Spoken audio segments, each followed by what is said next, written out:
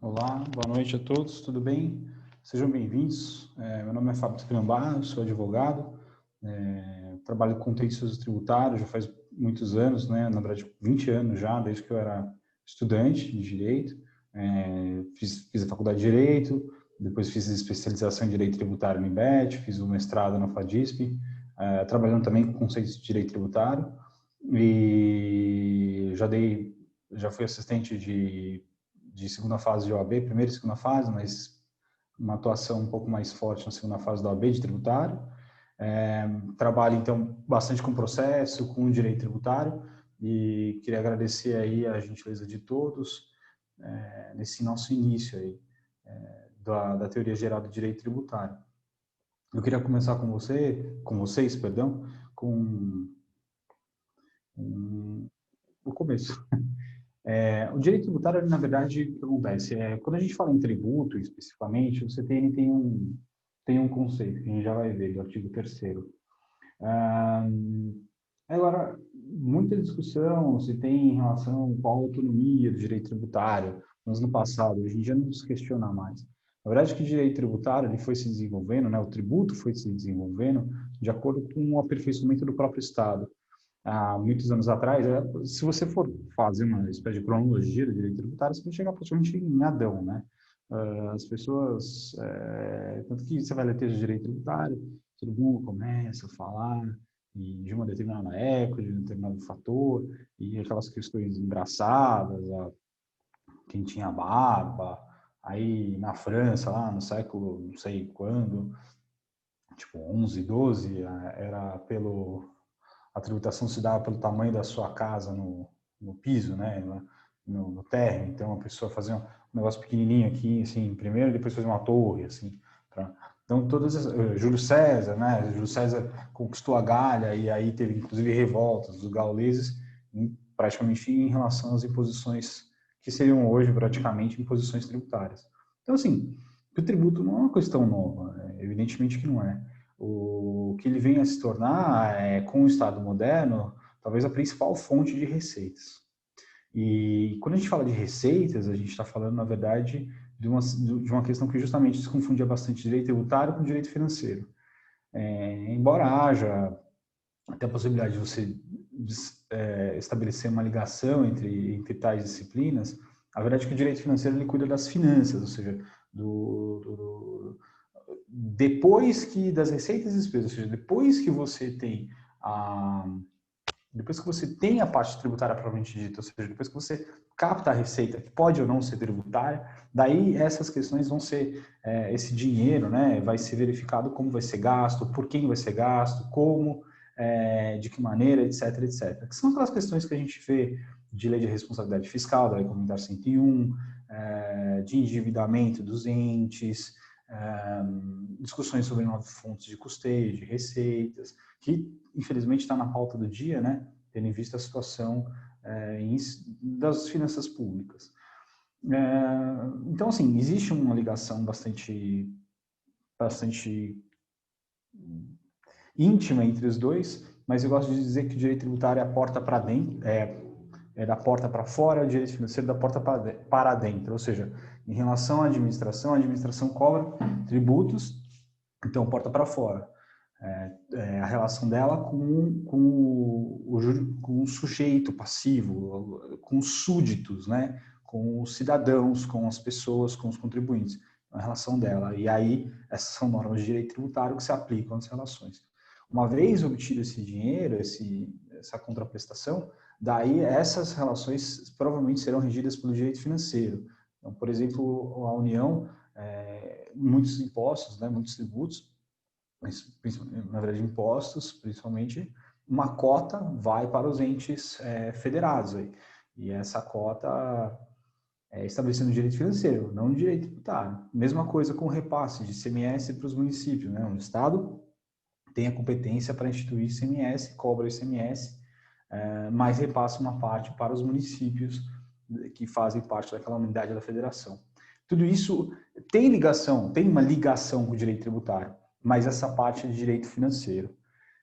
Existe também, como vocês podem ver, muita discussão sobre a própria administração pública, cobrando, fazendo a administração desses tributos, é o ente público que cobra, que arrecada, que faz lançamentos tributários, institui obrigações acessórias. Então, existe muito de direito administrativo, mas muito de direito administrativo na disciplina chamada direito tributário. Tanto que no livro do professor Celso Antônio Bandeira de Mello, de curso de Direito Administrativo, quando ele vai falar de atos administrativos, ele vai falar, os tributaristas acham que o lançamento tributário só existe no mundo deles. Não, mas o lançamento tributário é um ato administrativo e tem que ser verificado como tal. Ele está, obviamente, certíssimo, né? Como sempre. Então, e tem a questão que o direito tributário, como eu mencionei, pelo menos num corte mais moderno, ele vem a ser exposto como relação jurídica e relação jurídica obrigacional. Muitos conceitos, em especial no desenvolvimento na Alemanha, do direito tributário, foram trazidos do próprio direito civil no sentido de obrigação. Então, a gente vai falar muito também de responsabilidade, vínculo jurídico, obrigação, credor, devedor. Houve um verdadeiro plágio ali do tributário em relação ao direito civil.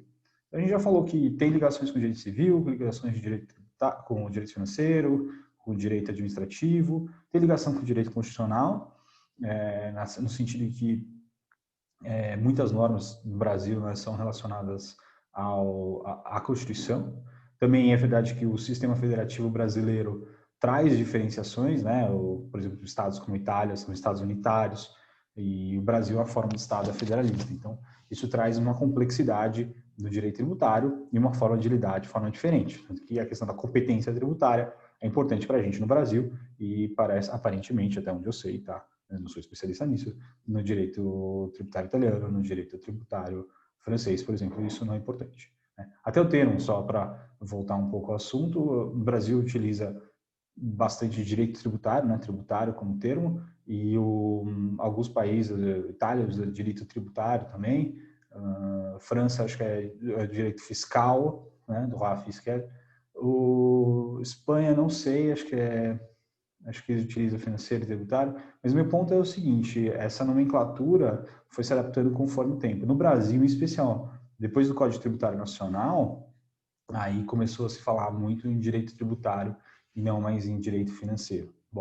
embora haja ligação entre os ramos. Também você pode fazer direito civil de novo, direito civil, mas nesse sentido que o direito tributário é chamado muitas vezes de direito de superposição, ou seja, o tributo incide, né? As incidências tributárias se dão em relação a fatos da vida, a mercadoria, prestar serviços. Quem vai regular essas questões respectivamente o direito civil, né? O direito civil é mesmo o direito comercial.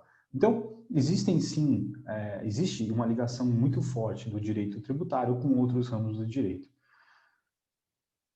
Mas existe autonomia de direito tributário? Existe. Existe no sentido, primeiro, no sentido pedagógico, acadêmico, o fato de você fazer um corte metodológico e entender as normas tributárias para você ter uma melhor qualificação, uma melhor calibração daquilo que você está trazendo, que você está trabalhando como próprio objeto, como própria disciplina de estudos. É claro que muitas vezes o próprio estudo aplicado vai obrigar que você veja justamente como a gente mencionou, direito civil, direito administrativo, direito constitucional, mas isso não significa, até o direito legislativo, né, o chamado processo legislativo para a gente é muito importante, a gente vai ver fontes daqui a pouco, mas a disciplina se chama de direito tributário porque ganha foros de autonomia, áreas de autonomia, ela tem métodos próprios, ela tem uma sistemática, ela tem uma legislação bastante distinta, de forma que, como disciplina acadêmica, como corte metodológico, mais uma vez reiterando, faz sentido a gente falar em direito tributário. Faz sentido porque os intérpretes, né, ou seja, quem está lidando com o direito tributário, começa a ter noção de qual vai ser o objeto posto, em especial porque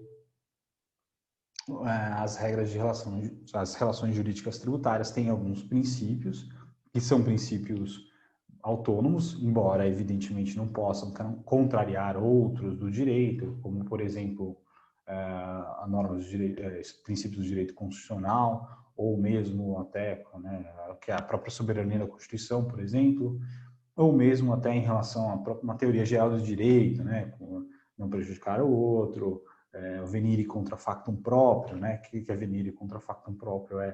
Deixa eu ver se eu escrevo aqui na luzinha. Venire contra factum próprio, quer dizer, você não pode utilizar a sua própria torpeza, você não pode ser desproporcional, não razoável. Isso vem do direito administrativo, mas é muito utilizado no direito tributário. Isso nasce justamente no direito administrativo para fazer um corte, né, uma limitação dos poderes venire contra factum próprio.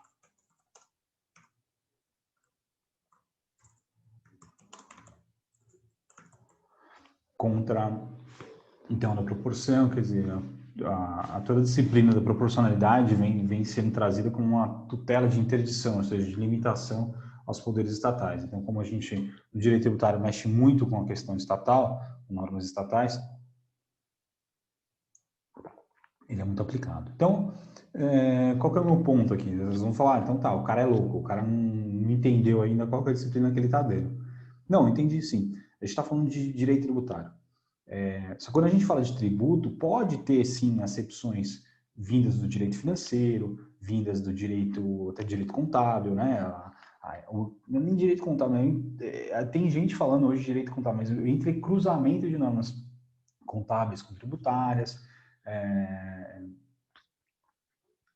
um prisma econômico muito forte, como que a tributação incide e estimula ou desestimula determinados campos da economia. Inclusive, você tem tributos extras de característica extrafiscal, ou seja, tributos que a função dele é primordial, não é necessariamente arrecadar, mas assim trazer e mexer em determinado mercado, né? Imposto de importação, imposto de exportação, IOF, IPI, são todos tributos que, óbvio, tem um condão aí de arrecadação de tributos, mas não só, né? Mexer na economia. Então, por exemplo, se eu quero eliminar as importações de determinado país, eu poderia, a priori, né, criar uma barreira aí com o aumento do imposto de importação. E isso possivelmente protegeria o mercado nacional, ou aquela indústria, aquele prestador de serviço nacional. Então, isso seria um estudo importante do ponto de vista acadêmico. Até hoje você tem várias discussões aí que vai incidir nessa questão da reforma tributária, se é sobre a receita ou sobre o consumo que a gente deve fazer a tributação, né, como resolver o problema da desigualdade, como simplificar as discussões tributárias. Tudo isso tem a ver simplificar a eficiência da máquina administrativa, né, ser justo, ser correto com determinadas cadeias de produção. Isso é uma análise do direito financeiro, da economia. Então, o tributo ele pode ser visto de várias maneiras, mas a nossa disciplina é direito tributário, ou seja, primeiro a gente parte das discussões jurídicas relacionadas ao tributo, né? Que é todo, se você quiser fazer uma definição, vamos lá, o direito tributário ele é uma disciplina, né?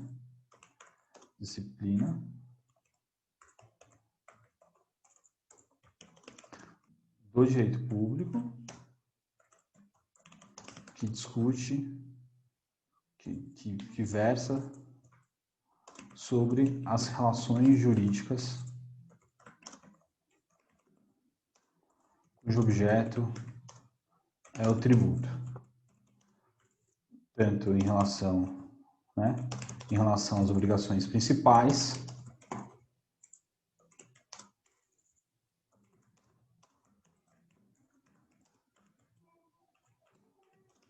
quanto acessórias. Depois a gente vê o caráter de acessórias, tá? De discussão de obrigação principal e acessória. A gente não está muito longe disso. Mas, enfim, o que eu gostaria de trazer para vocês é que, justamente, o direito tributário, ele não é completo, autóctone, assim, no sentido de ele nasce de uma construção, ele é importante, ele tem uma vivência na sociedade, ele afeta as relações, mas a nossa disciplina de direito tributário, a qual tem sim raízes fortes, vai se apoderar, vai entender, vai capturar disciplinas outras como não no direito tributário, especialmente direito administrativo e direito constitucional. Entretanto, existem essas normas próprias que a gente tem que conhecer. E é não menos por isso que a gente começa a ver o conceito de tributo do Código de Tributário Nacional, tá? Que é um conceito bem interessante. Espero que tenha ficado claro essa discussão para vocês. Então, até apareceu o Maia ali, né? Presidente da Câmara, que tem realmente aí um papel primordial nas questões da discussão da reforma tributária, né? Então, espero eu, não estou copiando e colando, mas nem precisa, né? Espero eu que vocês estejam vendo aqui em relação ao que significa o conceito de tributo aqui. Gente, desculpas, tá? Acontece. Então, o tributo, queria dar um realcinho aqui.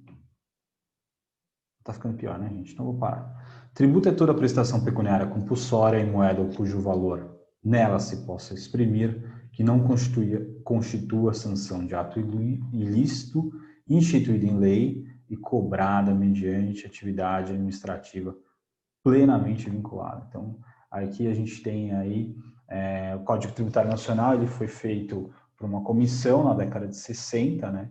Ela foi promulgada já em 65, então ele completou 50 anos, né, recentemente. É isso, gente? 55 anos?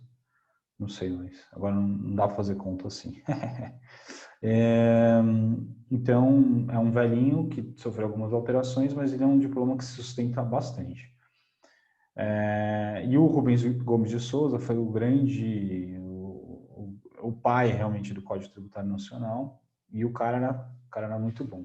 E ele escreve, né? Tributo é toda prestação pecuniária compulsória em moeda cujo valor nela se possa exprimir. Ou seja, tributo, o que é o grande barato dessa distinção?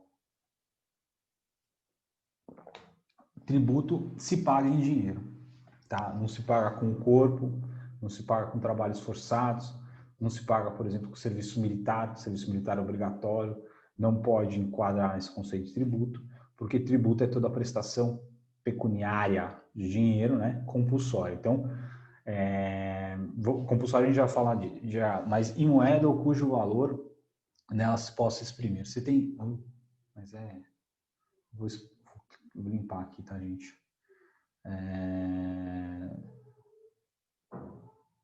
Trazer aqui, então.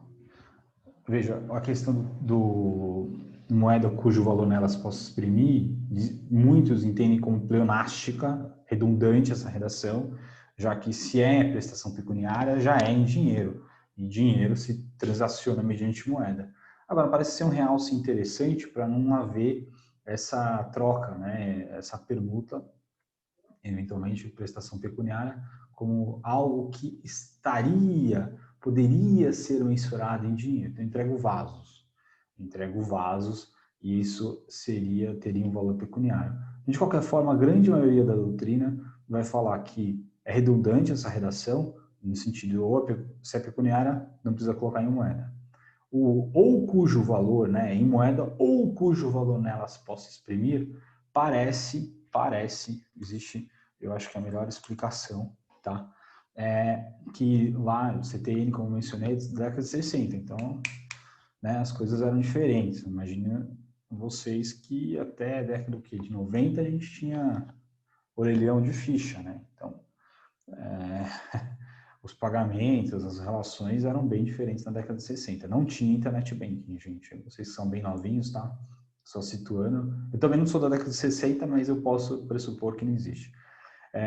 Então ele vai falar, ó, por exemplo, no 162, o pagamento é efetuado em moeda corrente, cheque ou vale postal. Né? Então, aqui, quando ele fala assim, moeda, cujo valor se possa exprimir, parece que ele está trazendo em relação a uma situação em que você poderia ter uma espécie de troca, uma espécie de tarimba. Então, em vez de você pagar o tributo em si, a guia em si, você obteria ali o crédito, uma forma de pagamento, você pegaria o dinheiro, obteria, por exemplo, estampilhas, né? O que é estampilha? O códigozinho, assim. E aí cada estampilha é R$5. Aí eu estou devendo 3 estampilhas, ou seja, R$ 15. Eu pago com R$ 15 as estampilhas e vou lá, apresento as estampilhas. Então, tem até no IPI, né, tem aquele selo ali, enfim. Então, aparentemente, a questão do em moeda, o cujo valor nelas possa exprimir, o cujo valor nelas possa exprimir, aparentemente, acho que a melhor explicação é que você poderia utilizar outras formas de pagamento, ainda que se trate de pagamento. Ao fim, era um pagamento em dinheiro, tá? Até interessante, né, porque você pode falar o seguinte, 156, extingue o crédito tributário, tem várias formas, tá? Uma delas eu vou colocar aqui para vocês, pagamento, prestação, transação, remissão, o item 11, a dação em pagamentos em bens imóveis, quer dizer, eu estou com um débito, eu vou lá e entrego o imóvel, né? Eu entrego o imóvel e aí esse tributo está quitado. Você vai falar assim, bom, então não precisa ser em dinheiro, né? Vou falar, não, na verdade, porque aqui é uma forma de extinção que você entrega, mas na forma e condições estabelecidas em leis, né? O artigo fala, quer dizer, você vai ter, na prática, você vai ter um processo de avaliação desse imóvel e esse imóvel, então, esse valor é que vai abater o crédito tributário. Mesma coisa que se eu tiver um processo de expropriação, ou seja, talvez tenha ouvido falar, e o cara perdeu a casa, aí ficou devendo. Então, tecnicamente, não pagou, vai para a execução fiscal, vai para a cobrança, e uma hora ele pode tomar o bem, né, penhorar o bem e fazer um leilão ou até adjudicar para o devedor, para o credor, perdão, no caso a fazenda. Mas ainda assim é uma técnica de subrogação, ou seja, a fazenda adentraria, na verdade, ao direito, à titularidade do imóvel e com isso iria satisfazer a sua pretensão. Mas é uma técnica, na verdade, de execução, mais do que propriamente uma troca da natureza que o tributo tem que ser pago em dinheiro, tá? Então, o tributo tem que ser pago em dinheiro. Vamos lá onde a gente estava lá? Aí a gente vai entrar no compulsório, né? Tributo é toda prestação pecuniária compulsória. Aqui, no fundo, é a grande pedra de toque, quer dizer, o tributo ele não é discricionário, ele é vinculado, né? É compulsório, né? Norma de direito público, derivado de lei, então ex-lege, vocês vão ouvir falar muito de ex-lege, né? Derivado da lei.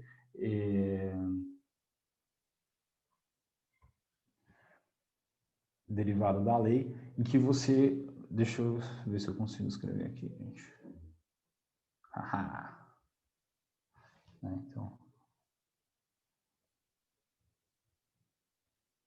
Então, toda vez que vocês virem essa expressão ex-lege, significa o quê? Que, na verdade, diminui a possibilidade de você ter faculdades, discricionalidade das partes. As normas são congênitas, as normas são positivas, as normas são de direito público, como só é de ser em relação ao direito tributário, né? Então, o tributo é ex-lege, a prestação pecuniária é compulsória, né? Então, pagou ou pagou, tá? Se não pagar, aí vai ter justamente esse processo de ressarcimento, né? Que é o que a gente está mencionando. Então, tributo, prestação, desculpa, gente. Tributo é prestação pecuniária, né? Compulsória, que não constitui a sanção em lei. Não, depois eu vou falar isso. Instituída em lei, então, uma pedra de toque aí do princípio republicano, que ela é compulsória, ela atinge a todos, mas ela é instituída em lei, ou seja, no sistema democrático e republicano, e aí voltando às nossas discussões de direito tributário, o que é o tributo, ele também é relacionado ao que é o tributo para nós. No Estado democrático de direito, quer dizer que se eu vou ter uma invasão no meu patrimônio, que é justamente o que a gente está falando, a prestação pecuniária compulsória, então eu não tenho como não pagar, deixar de pagar. Se eu não tenho como deixar de pagar, o mínimo é que eu tenha segurança jurídica nessa cobrança e o mínimo é que ela venha através de lei e não através de outros atos. A gente vai verificar essa questão tanto de fontes ainda hoje e depois na próxima aula a gente vai discutir legislação tributária. Então a gente vai evidenciar um pouco melhor a sistemática, mas por hora, e competência tributária também é importante, mas por hora saibam que o princípio da legalidade vem em vários lugares, no direito tributário, na Constituição Federal, que é, obviamente, o documento mais forte, mas também no próprio CTN você tem essa discussão. E cobrada mediante atividade, então, instituída em lei, né, cobrada mediante atividade administrativa plenamente vinculada, e que quer dizer isso aqui? Quer dizer, na verdade, que não há discricionalidade na cobrança. Ele não pode falar, não vou cobrar de você. Você é tão fofinho, né? Não, você não. Você sim, você não é fofinho. Não, a atividade administrativa, a atividade tributária de cobrança é administrativa, né?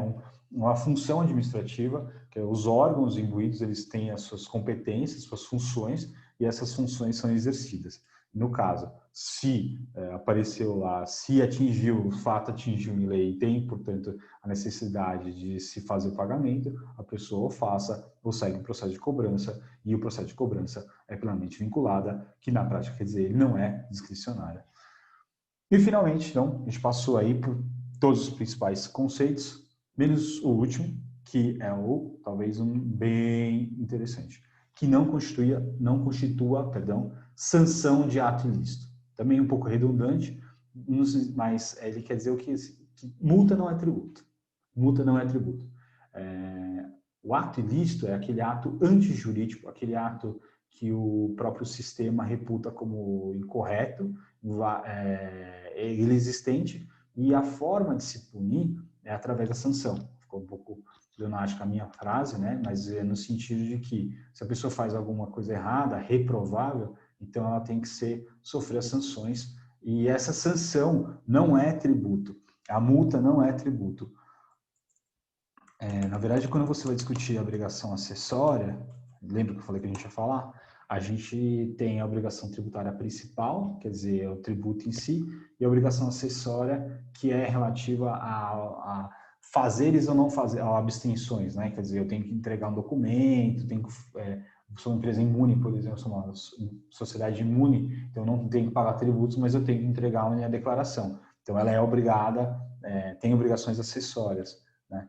E aí, mas a sanção é outra questão. Então, a gente não está falando nem de obrigação tributária principal, nem obrigação acessória. A gente está falando, na verdade, da conduta reprovável. Aí você tem diversos tipos de multa, né? Você tem a multa, inclusive tem a multa isolada, tem a multa punitiva, tem a multa da mora. Normalmente, você tem duas grandes multas, né? Três. É justamente essa de não entrega de obrigação acessória. Então, é por você se absteve quando devia agir, ou agiu quando devia se abster. E você tem a multa pela demora, demora, então uma questão de impontualidade. A multa serve justamente para estimular que você venha a pagar a tempo, e você finalmente vai ter a multa punitiva, né? Ou seja, normalmente é porque a pessoa sonegou, a pessoa fraudou, a pessoa utilizou de um artifício, e a Fazenda trouxe uma forma de cobrança através de auto-infração. Ou seja, aqui não é nem a demora em si e nem o fato da obrigação acessória. Aqui é justamente o ato reprovável, não é a impontualidade, é o ato reprovável. Então, assim, se alguém te perguntar assim, que é bem discutido, né? Não, a multa é tributária, porque fulano, né, a administração pública está cobrando uma multa de forma vinculada, é compulsória, tem que ser paga em dinheiro, é tributo? Não porque quando é sanção de ato ilícito, não é tributo. Então, com esses conceitos aqui, eu encerro nossa primeira parte, agradecendo aí toda a gentileza de vocês, e vou convidar vocês, eu estou passando aí através dos seu querido representante, muito gentil, aliás, uma matéria referente a dois questionamentos, tá? Questões 1 e 2 que eu coloquei para vocês ali, vou pedir que vocês deem uma olhada e tentem fazer. Finalmente, em relação à AVA, eu estou alimentando, provavelmente eu até alimente hoje o sistema, né? Mas, ou no máximo amanhã, em relação a essa aula de vocês. Vai estar lá, vocês vão ter todo acesso, mas já estou passando as atividades para que vocês não tenham nenhum tipo de prejuízo. Eu quero fazer uma live com vocês, eu vou explicar a sistemática que vocês basicamente vão me entregar vou fazer um questionamento, uma pergunta, e vocês me entregam na próxima aula, espero eu que pelo AVA, tá bom? Até daqui a pouco, muito obrigado.